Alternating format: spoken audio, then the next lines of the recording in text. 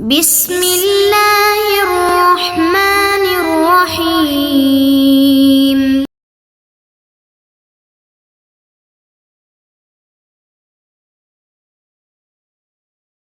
بسم اللہ الرحمن الرحیم والصلاة والسلام علی اشرف الانبیاء والمرسلین اما بعد. باب قبول الشہادت وعدمہ کا بیان چل رہا تھا. آج کی ہماری عبارت ہے وَلَوْ شَهِدَ بِأَلْفٍ أَوْ بِقَرْضِ أَلْفٍ وَزَادَ أَحَدُهُمَا قَضَى كَذَا قُبِلَتْ بِأَلْفٍ وَبِقَرْضِ أَلْفٍ وَرُدَّ قَوْلُهُ قَضَى كَذَا لأن شهادة الفرد غير مقبولة إلا إذا شهد معه آخر ولا يشهد من علمه حتى يقر المدعي عند الناس بما قبض أي يجب على الذي يعلم قضاء البعض ألا يشهد حتى يقر المدعي عند الناس بما قبض لئلا يتضرر المدعى عليه. وذكر الطحاوي رحمه الله عن أصحابنا رحمهم الله أن شهادته لا تقبل وهو قول زفر رحمه الله لأن المدعي يكذب شاهد قضاء البعض. قلنا الإكذاب في غير المشهود به لا يمنع القبول. ولو شهد بقتل زيد يوم كذا بمكة وآخران بقتله فيه بكوفة ردتا أي شهد بقتل زيد في ذلك اليوم بكوفة ترد البينتان لأن إحداهما كاذبة بيقين وليست إحداهما أولى من الأخرى فإن قضى بإحداهما ثم قامت الأخرى ردت هي لأن الأولى ترجحت باتصال القضاء بها فلا ينتقض بالثانية. ولو شهد بالسرقة بقرة واختلف في لونها قطع ولو اختلف في الذكورة لا وعندهما لا يقطع في الوجهين. وقيل الاختلاف في لونين متشابهين كالسواد والحمرة لا في السواد والبياض. وقيل في جميع الألوان له أن السارقة والرأي يراه من بعيد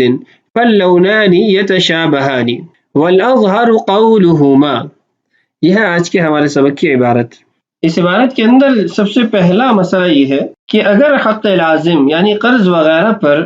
دونوں گواہوں نے گواہی دی لیکن ان میں سے ایک گواہ کچھ ادائیگی کا اضافہ کر کے گواہی دیتا ہے تو اس صورت کے اندر قاضی کیا فیصلہ کرے گا؟ اس مسئلے کی صورت یوں قائم ہوگی کہ مثلا آپ نے یہ دعویٰ دائر کیا کہ علی نے آپ کے 1000 روپے دینے ہیں اور پھر آپ نے 2 گواہ بھی قائم کر دیے، 2 گواہ بھی پیش کر دیے. ان دونوں گواہوں نے 1000 روپے کی گواہی تو دی ہے لیکن ایک گواہ نے کہا کہ علی نے اس کے 1000 روپے دینے ہیں لیکن ان میں سے 500 وہ ادا کر چکا ہے. اب 2 گواہوں میں سے ایک گواہ گواہی کی ادائیگی میں اضافہ کر رہا ہے کہ اس نے 1000 روپے قرض تو دینے تھے لیکن ان میں سے 500 ادا کر چکا ہے. تو ابھی صورت کے اندر قاضی کیا فیصلہ کرے گا؟ تو فرماتے ہیں کہ قاضی 1000 کا فیصلہ تو کر دے گا کہ علی نے آپ کے 1000 روپے دینے ہیں لیکن جو ایک گواہ نے اضافہ کیا تھا، ادائیگی کا اظہار کیا تھا کہ علی نے 1000 میں سے 500 آپ کو ادا کر دیے ہیں، قاضی اس کی طرف کوئی توجہ نہیں کرے گا. یہ قول فیصلے پر کوئی کسی قسم کا اثر نہیں کرے گا. ہاں اگر دوسرا بھی یہ گواہی دے دیتا ہے کہ 500 اس نے ادا کیے ہیں یا پھر کوئی تیسرا شخص جو 1000 کی گواہی پر بھی گواہ بن رہا ہے اور ساتھ میں یہ بھی بتا رہا ہے کہ 500 اس میں سے ادائیگی ہو چکی ہے تو پھر اس بندے کی بات کو قبول کر لیا جائے گا. بصورت دیگر چونکہ وہ فرد واحد ہے اور فرد واحد کی بات کا اعتبار نہیں کیا جائے گا اور 1000 کے قرض پر 2 گواہ موجود ہیں تو اس کے مطابق قاضی فیصلہ کر دے گا. یہ تو تھی صورت مسئلہ اور اس کا حکم. یہاں پر ایک بات اور مذکور ہے وہ یہ ہے کہ اگر گواہ کو اس بات کا علم ہو کہ جس چیز کی وہ گواہی دے رہا ہے اس میں سے کچھ ادائیگی ہو چکی ہے اور مدعی اس کا اقرار بھی نہیں کر رہا، اظہار بھی نہیں کر رہا بلکہ وہ مکمل قرض کا دعویٰ کر رہا ہے تو گواہ کو یہ چاہیے کہ وہ گواہی نہ دے اور وہ مدعی کو اس بات پر مجبور کرے کہ تم لوگوں کے سامنے، قاضی کے سامنے اس بات کا اقرار کرو کہ تم اپنے حق کا کچھ حصہ وصول کر چکے ہو. اس لیے کہ جیسے گواہ کے لیے مدعی کے حق کو محفوظ کرنا ضروری ہے، اس کے لیے گواہی دینا ضروری ہے، ایسے ہی مدعا علیہ کے حق کو بھی محفوظ کرنا اس کے لیے ضروری ہے۔ مدعا علیہ کے حق کو ضائع اپنی گواہی کے ذریعے نہیں کرے گا۔ اس مسئلے کے اندر امام طحاوی رحمہ اللہ کی ایک روایت بھی ہے جو انہوں نے ائمہ حنفیہ سے روایت کی ہے۔ وہ فرماتے ہیں کہ اس صورت کے اندر تو اس کی گواہی کو قبول ہی نہ کیا جائے، اور یہی امام ظفر رحمہ اللہ کا قول ہے۔ جب ایک گواہ وہ قرض کی ساتھ ساتھ ادائیگی کی گواہی بھی دے رہا ہے، کچھ حصے کی ادائیگی کا اظہار بھی کر رہا ہے، تو اس کی گواہی کو کلیتاً رد کر دیا جائے۔ اور اس کی دلیل یہ دیتے ہیں کہ مدعی وہ اس گواہ کو جھٹلا رہا ہے، جھوٹا قرار دے رہا ہے، اس لیے کہ مدعی 1000 کا دعویٰ کر رہا ہے، اور یہ شخص 1000 کی گواہی کے ساتھ ساتھ اس بات کو بھی ظاہر کر رہا ہے کہ اس میں سے کچھ ادائیگی ہو چکی ہے، تو گویا مدعی اپنے اس گواہ کو خود جھوٹا قرار دے رہا ہے کہ یہ گواہی جھوٹی دے رہا ہے، اس کی بات میرے قول کے موافق نہیں ہے، تو یہ جھوٹا ہے، اور جھوٹے کی گواہی کو قبول نہیں کیا جاتا۔ فقہا کی طرف سے اس کا جواب یہ دیا گیا کہ مدعی جو گواہ کو جھوٹا قرار دے رہا ہے، جھٹلا رہا ہے، وہ غیر مشہود بہ کے اندر جھوٹا قرار دے رہا ہے۔ غیر مشہود بہ کا مطلب یہ ہے کہ مشہود بہ وہ 1000 ہے، مثلا جو ہم نے مثال کے اندر مقرر کیا، مدعی اور گواہ دونوں اپنی بات پر قائم ہے کہ 1000 قرض ہے۔ جہاں پر آپس میں اختلاف ہوتا ہے وہ ادائیگی ہے، اور ادائیگی کے معاملے میں مدعی وہ گواہ کو جھوٹا قرار دے رہا ہے، اور کیس تو اس بات کا ہے ہی نہیں کہ اس نے ادائیگی کی ہے یا نہیں کی ہے، کیس تو یہ ہے کہ اس نے 1000 قرض دینا ہے یا نہیں دینا۔ ادائیگی کے بارے میں سوال جواب نہیں تھا، دعویٰ نہیں تھا، تو جب غیر مشہود بہ کے بارے میں اس کو جھٹلایا جا رہا ہے تو یہ اس کی گواہی کے قبول کرنے میں رکاوٹ نہیں ہوگا، مانع نہیں ہوگا۔ یہ پہلا مسئلہ تھا، اس کی عبارت پڑھ لیتے ہیں، اس کے بعد پھر دوسرے مسئلے کو سمجھتے ہیں۔ فرماتے ہیں وَلَوْ شَهِدَا بِأَلْفٍ، اور اگر 2 گواہ گواہی دیتے ہیں 1000 کی، او بقرض 1000 یا 1000 کے قرض کی، وزاد احدهما، ان دونوں میں سے ایک نے اضافہ کیا، قضا کذا، اتنی ادائیگی یہ کر چکا ہے، یعنی 1000 قرض تو تھا لیکن مدعا علیہ وہ کچھ ادائیگی بھی کر چکا ہے، قبلت ب1000، تو 1000 کی گواہی تو قبول کی جائے گی، وبقرض 1000، اور اسی طرح 1000 قرض کی گواہی بھی قبول کی جائے گی، ورد قولہ قضا کذا، لیکن اس کے قول کو رد کر دیا جائے گا جو اس نے یہ کہا کہ اتنی ادائیگی ہو چکی ہے۔ وجہ کیا ہے؟ لأن شہادت الفرد غیر مقبولۃ، ایک فرد کی گواہی قبول نہیں کی جاتی، ادائیگی کے اندر وہ فرد واحد ہے، اور جو 1000 قرض ہے اس کے اندر نصاب گواہی مکمل ہے، 2 گواہ موجود ہیں۔ الا اذا شہد معه آخر، البتہ اگر دوسرا گواہ بھی اس بات کی گواہی دے دیتا ہے کہ کچھ ادائیگی ہو چکی ہے، تو پھر ادائیگی کا بھی اعتبار کیا جائے گا۔ یہ تو صورت مسئلہ اور اس کا حکم تھا، آگے گواہ کے متعلق حکم ہے وَلَا يَشْهَدُ، اور گواہی نہ دے من عَلِمَهُ، جس کو اس بات کا علم ہو جائے کہ اس نے کچھ ادائیگی کی ہے، حتی يقر المدعی، یہاں تک کہ مدعی اقرار کر دے، عند الناس، لوگوں کے ہاں، بما قبض، اس چیز کا جو اس نے وصول کر لیا، یعنی جو اس نے وصولی کر لی ہے مدعا علیہ سے، جب تک اس کا مدعی اقرار نہ کر لے تو اس گواہ کو چاہیے کہ اس کے لیے گواہی نہ دے، بلکہ اس کو یہ کہے کہ جب تک تم لوگوں کے سامنے مدعا علیہ کی طرف سے کی جانے والی ادائیگی کا اقرار نہیں کرو گے تو میں تمہارے لیے گواہی نہیں دوں گا، تاکہ مدعا علیہ کو نقصان نہ پہنچے۔ مطلب یہ ہے یجب علی الذی یعلم قضاء البعض، واجب ہے، ضروری ہے اس شخص پر جس کو یہ معلوم ہو کہ کچھ ادائیگی ہو چکی ہے، اللہ یشہد، کہ وہ گواہی نہ دے، حتی یقر المدعی، یہاں تک کہ مدعی اقرار کر لے، عند الناس، لوگوں کے ہاں، بما قبض، جو وہ وصول کر چکا، کیوں؟ لئلا یتضرر المدعی علیہ، تاکہ مدعا علیہ کو اس سے نقصان نہ پہنچے۔ اس کے بعد امام طحاوی رحمہ اللہ کی روایت ہے، وذکر الطحاوی رحمہ اللہ عن اصحابنا، امام طحاوی نے ائمہ حنفیہ سے یہ قول روایت کیا ہے، ان شہادتہ لا تقبل، کہ اس کی گواہی کو قبول ہی نہیں کیا جائے گا، وہو قول زفر رحمہ اللہ، اور یہی امام زفر رحمہ اللہ کا قول ہے۔ ان کی دلیل کیا ہے؟ لأن المدعی یکذب شاہد قضاء البعض، کہ مدعی وہ اس گواہ کو جھوٹا قرار دے رہا ہے جو کچھ ادائیگی کی گواہی دے رہا ہے۔ قلنا، ہمارا جواب یہ ہے، الاکذاب فی غیر المشہود بہ لا یمنع القبول، جھٹلانا وہ غیر مشہود بہ کے اندر ہے، اور غیر مشہود بہ کے بارے میں کسی کو جھوٹا قرار دینا یہ گواہی کے قبول کرنے میں رکاوٹ نہیں ہوگا۔ غیر المشہود بہ کا حاشیہ دیکھیے، وَهُوَ الْقَضَاءُ بِكَذَا، غیر مشہود بہ وہ ادائیگی ہے کہ اتنی ادائیگی ہو چکی ہے، اور مشہود بہ کیا ہے؟ لِأَنَّ الْمَشْهُودَ بِهِ هُوَ إِثْبَاتُ حَقِّهِ، مشہود بہ یہ ہے کہ اس کے حق کو ثابت کرنا، تو حق کو ثابت کرنے میں مدعی گواہ کو نہیں جھٹلا رہا بلکہ ادائیگی میں جھٹلا رہا ہے، اور ادائیگی مشہود بہ نہیں ہے، تو جب ادائیگی مشہود بہ نہیں ہے تو اس میں جھٹلانا یہ گواہی قبول کرنے میں رکاوٹ بھی نہیں ہوگا۔ یہ تھا پہلا مسئلہ۔ دوسرا مسئلہ یہ ہے کہ گواہوں کا آپس میں اختلاف ہو جائے، اور اس کی دو صورتیں ہوں گی۔ ایک صورت تو یہ ہوگی کہ گواہی کے نصاب تو مکمل ہیں، دو نصاب مکمل ہیں، اور دونوں نصابوں کا ایک ہی مسئلے کے اندر دو مختلف گواہیاں دینا، تو اس کو کیسے حل کیا جائے گا۔ اور دوسری صورت یہ ہے،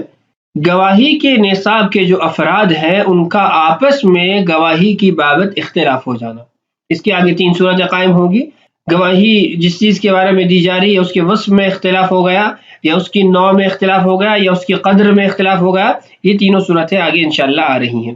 تو پہلی صورت یہ ہوگی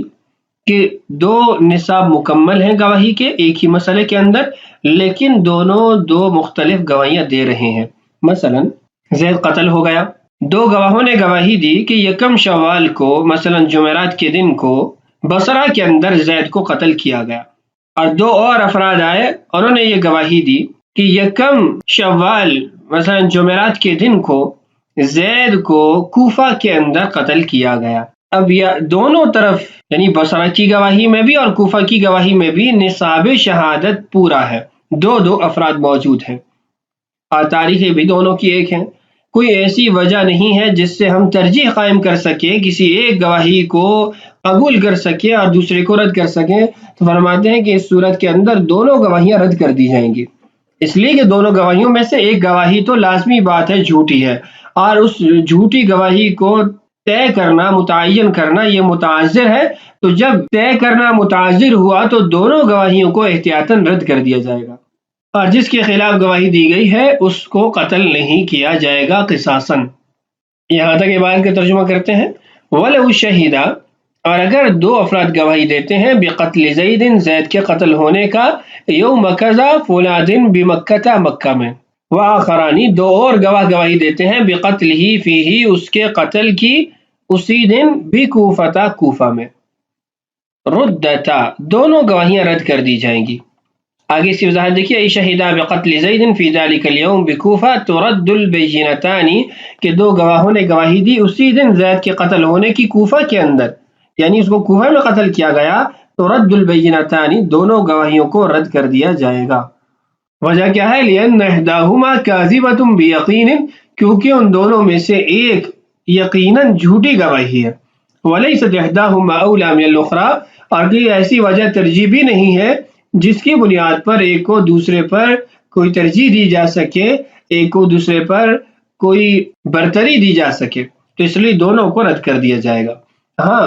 اگر کوئی ایسا قرینہ یا ایسی ترجیح اس کے ایک گواہی کے ساتھ جڑ جاتی ہے تو پھر اس کو راجح قرار دے کر اس کو نافذ کر دیا جائے گا۔ آگے اس کی ایک مثال دی گئی ہے، فرماتے ہیں فَإِنْ قَضَى بِإِحْدَاهُمَا، اگر ایک گواہی کے مطابق فیصلہ کر دیا جاتا ہے دوسری گواہی کو سننے سے پہلے، تو مقامت الاخری، پھر دوسری گواہی قائم کر دی جاتی ہے، ردت ہی، تو دوسری گواہی کو رد کر دیا جائے گا۔ مطلب یہ ہے کہ دو افراد نے گواہی دی کہ بصرہ کے اندر فلاں دن زید کو قتل کیا گیا، قاضی نے فیصلہ کر دیا قصاص کا، اس کے بعد دو شخص اور آتے ہیں اور گواہی دیتے ہیں کہ اس دن کوفہ کے اندر اس کو قتل کیا گیا، تو ان کی گواہی رد کر دی جائے گی۔ وجہ کیا ہے؟ لأن الاولى ترجحت باتصال القضاء بها، کہ پہلی جو گواہی ہے اس کے ساتھ قاضی کا فیصلہ جڑ چکا ہے، اور قاضی کے فیصلہ جڑنے کی وجہ سے وہ راجح ہو گئی، فلا ينتقض بالثانیہ، تو یہ گواہی دوسری گواہی کے ذریعے نہیں ٹوٹے گی، وہ کالعدم نہیں ہوگی۔ دوسری جو صورت تھی کہ افراد شہادت، جو گواہی کے افراد ہیں، ان کا آپس میں اختلاف ہو جائے، تو ہم نے کہا تھا اس اختلاف کی 3 صورتیں ہو سکتی ہیں کہ وصف کے اندر اختلاف ہو جائے، نوع کے اندر اختلاف ہو جائے، یا پھر قدر کے اندر اختلاف ہو جائے۔ پہلی جو 2 صورتیں ہیں، نوع اور وصف کے اندر اختلاف، وہ آج کے سبق میں پڑھیں گے، اور قدر کا جو اختلاف ہے انشاءاللہ آنے والی ویڈیو میں اس کو پڑھیں گے۔ فرماتے ہیں وَلَوْ شَهِدَ بِسَرِقَةِ بَقَرَةٍ، اگر 2 افراد گواہی دیتے ہیں گائے کی چوری ہونے پر، وَاخْتَلَفَا فِي لَوْنِهَا، لیکن ان دونوں کا رنگ کی بابت آپس میں اختلاف ہو جاتا ہے، قُطِعَ، تو پھر بھی اس کے ہاتھ کاٹے جائیں گے، یعنی اس اختلاف سے گواہی پر کوئی اثر نہیں پڑے گا، یہ گواہی مقبول ہوگی اور اس کی بنیاد پر قاضی ہاتھ کاٹنے کا فیصلہ کرے گا۔ یہ امام ابو حنیفہ رحمہ اللہ کا مسلک ہے، اور یہ اختلاف وصف کے اندر ہے کہ اس کی صفت کیا تھی، اس کا رنگ سفید تھا یا کالا تھا، سرخ تھا یا گندمی تھا۔ یہ اختلاف وصف کا اختلاف ہے، اور وصف کا اختلاف امام ابو حنیفہ رحمہ اللہ کے نزدیک معتبر نہیں ہوگا۔ وَلَوِ اخْتَلَفَ فِي الذُّكُورَةِ لَا، اور اگر نوع کا اختلاف ہے تو اس کا اعتبار کیا جائے گا۔ مثلا اگر یہ اختلاف ہو جاتا ہے کہ وہ بیل تھا یا گائے تھی، ایک گواہ کہتا ہے بیل تھا اور دوسرا گواہ کہتا ہے کہ گائے تھی، تو اس اختلاف کی وجہ سے گواہی رد کی جائے گی، یہ اختلاف گواہی قبول کرنے سے رکاوٹ ہوگا، مانع ہوگا۔ صاحبین فرماتے ہیں لا يقطع فی الوجہین، دونوں صورتوں میں ہاتھ نہیں کاٹے جائیں گے، یعنی جیسے نوع کا اختلاف وہ معتبر ہے، متفق علیہ ہے، ایسے ہی وصف کے اختلاف کی وجہ سے بھی گواہی رد کر دی جائے گی صاحبین کے نزدیک، اور ہاتھ نہیں کاٹے جائیں گے۔ صاحبین اپنے اس قول کی دلیل ذکر کرتے ہیں کہ وصف کے اختلاف کے اندر جو توفیق دی جا رہی ہے، اس کو ایک تطبیق دی جا رہی ہے کہ ممکن ہے کہ اس کو رنگ پہچاننے میں رات کو مشکل پیش آئی ہو، یا رات کو وضاحت نہ ہو سکی ہو، یا اس کے علاوہ جو مختلف توجیحات ہیں کہ اس کی ایک جانب سفید ہو اور دوسری کالی ہو، ایک طرف سے دیکھنے والے نے اس کو سفید سمجھا اور دوسری طرف سے دیکھنے والے نے کالا سمجھا، اور جو اس طرح کی مختلف تعویلات ہیں یا توفیقات ہیں، ان کی بنیاد پر حد کو ثابت نہیں کیا جا سکتا، اس لیے کہ حد کو تو شبہات کی وجہ سے ختم کیا جاتا ہے، نہ یہ کہ اس کے لیے دلائل لائے جاتے ہیں تاکہ اس کو ثابت کیا جائے۔ آگے جو ائمہ کا اختلاف ہے وصف کے اندر، لون کے اندر، اس کے بارے میں کچھ اقوال ذکر کیے گئے ہیں، اس کو دیکھیے۔ وقیل، کہا گیا، الاختلاف فی لونین متشابہین کالسواد والحمرۃ لا فی السواد والبیاض۔ ایک قول یہ ہے کہ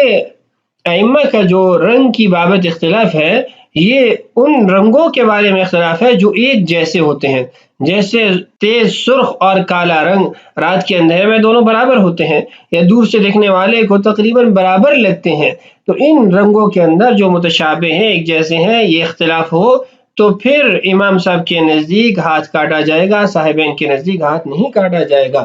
البتہ کالے اور سفید رنگ، یعنی 2 مختلف رنگ، غیر متشابہ رنگ کے اندر اختلاف ہو جاتا ہے تو پھر بالاتفاق اس کے ہاتھ نہیں کاٹے جائیں گے اور گواہی کو قبول نہیں کیا جائے گا۔ وقیلا، اور دوسرا قول یہ ہے، فی جمیع الالوان، متشابہ ہوں یا غیر متشابہ ہوں، ایک جیسے ہوں یا مختلف ہوں، تمام رنگوں کے اندر گواہی کا یہ اختلاف معتبر ہے، ائمہ حنفیہ کا اختلاف پایا جاتا ہے۔ اور اصح قول یہی ہے کہ متشابہ غیر متشابہ کا کوئی اعتبار نہیں ہے، جیسا بھی رنگ ہو اس کا اختلاف ائمہ کے اختلاف کا باعث ہے، ائمہ اس میں اختلاف رکھتے ہیں۔ آگے دلیل دیکھیے، لہو، امام صاحب کی دلیل یہ ہے، ان السرقۃ تقع فی اللیالی، کہ عام طور پر چوریاں رات کو ہوتی ہیں، والرائی یراہ من بعید، اور دیکھنے والا وہ مسروقہ چیز کو دور سے دیکھتا ہے، فاللونان یتشابہان، تو 2 رنگ آپس میں متشابہ ہو سکتے ہیں۔ یہ تو ایک دلیل ہے امام صاحب کی۔ دوسری دلیل ان کی یہ ہے کہ بعض اوقات یوں بھی ہوتا ہے کہ ایک جانور میں 2 رنگ پائے جاتے ہیں، مثلا اس کی ایک سائڈ سفید ہے، دوسری کالی ہے، ایک گواہ نے ایک سائڈ سے دیکھا، ایک جانب سے دیکھا، دوسرے گواہ نے دوسری جانب سے دیکھا، تو جس نے سفید جانب سے دیکھا اس نے سفیدی کی گواہی دے دی، اور جس نے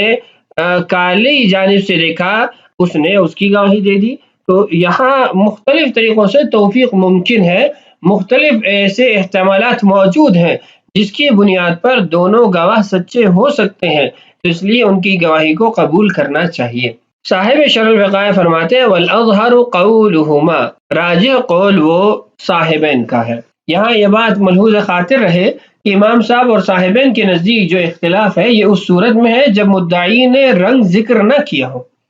اگر مدعی نے دعویٰ کے اندر کوئی رنگ متعین کر دیا، مثلا اس نے کہا کہ سرخ رنگ کی ہے، اور گواہوں میں سے ایک نے تو سرخ رنگ کی گواہی دی لیکن دوسرے نے کالے رنگ کی یا سفید رنگ کی یا کسی اور رنگ کی گواہی دی، تو پھر بالاتفاق چور کے ہاتھ نہیں کاٹے جائیں گے، یہ گواہی رد ہو جائے گی، اس لیے کہ مدعی نے اپنے ایک گواہ کو خود جھوٹا قرار دیا، خود جھٹلایا ہے، اور جھوٹا قرار دینے کی وجہ سے وہ عادل نہ رہا، عادل نہ ہوا تو اس کی گواہی قبول نہیں ہے۔ تو یہ تھا آج کا ہمارا سبق۔ اس مسئلے کا جو بقیہ جز ہے کہ اگر گواہوں کا مقدار کے اندر اختلاف ہو جاتا ہے تو اس کو کیسے حل کیا جائے گا، وہ انشاءاللہ آنے والی ویڈیو میں پڑھیں گے۔ اللہ تعالیٰ سے دعا ہے اللہ تعالیٰ ہمارے لیے اسباق کی تکمیل آسان فرمائے، اللہ تعالیٰ ہم سب کا حامی و ناصر ہو۔ السلام علیکم ورحمۃ اللہ وبرکاتہ۔